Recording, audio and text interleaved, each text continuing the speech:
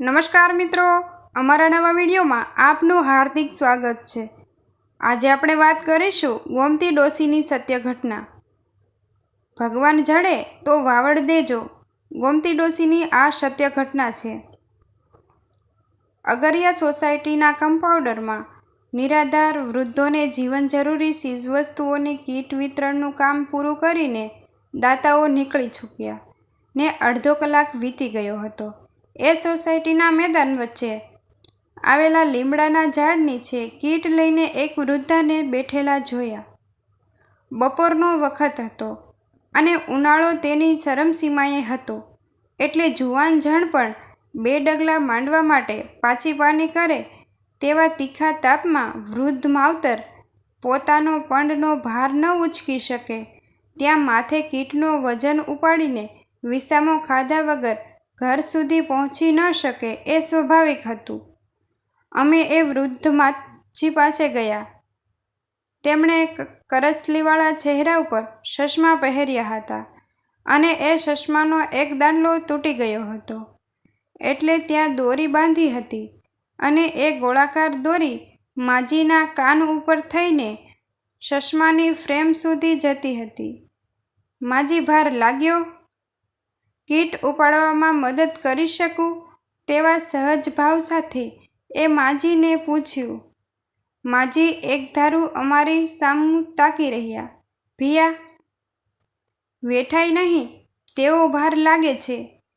અને પછી એ માજી ઉઘડતા ગયા।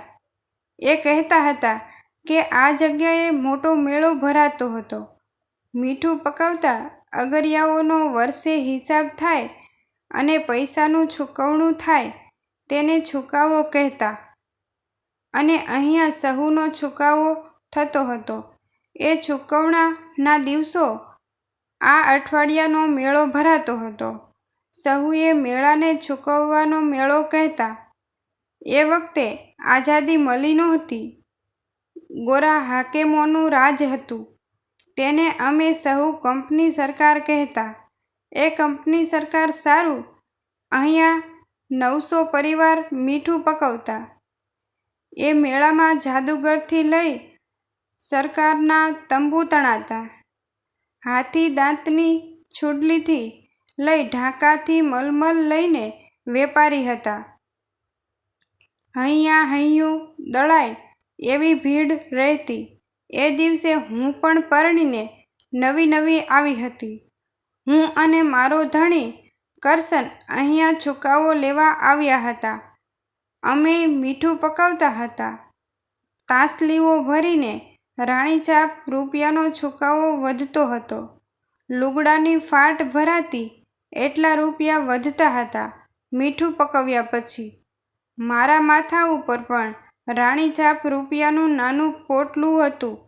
હું અને મારો કરશન બેય મેળો મહાલતા હતા।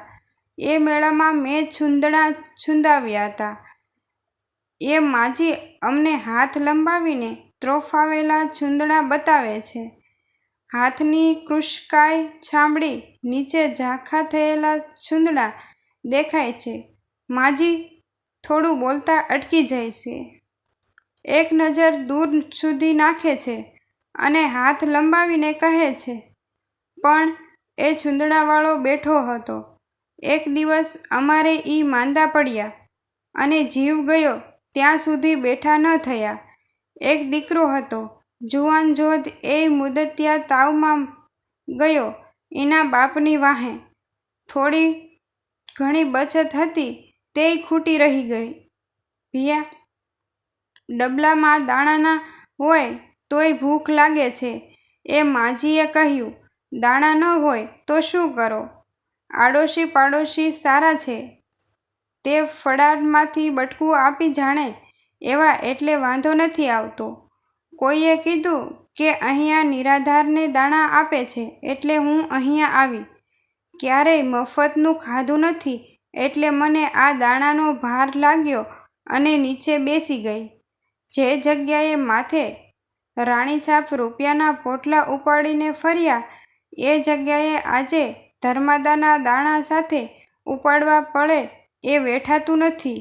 અમે જોયું, માજીની આંખમાં જળજળિયા હતા. માજી, અમારા લાયક કામકાજ હોય તો કહેજો. માજીને આશ્વાસન આપીને છે. હા ભિયા, મારું એક કામ કરજો. ભગવાન જડે તો ઈને વાવડ દેજો કે આ ગોમતી ડોશીની ઝટ ટાઢી કરે. ગોમતીને આ ખોળિયામાં ઝટ નીકળી જવું છે. આવા જ નવા અને જીવન ઉપયોગી વિડીયો જોવા માટે અમારી ચેનલને લાઈક, શેર અને સબસ્ક્રાઈબ કરવાનું ભૂલશો નહીં. થેન્ક યુ મિત્રો.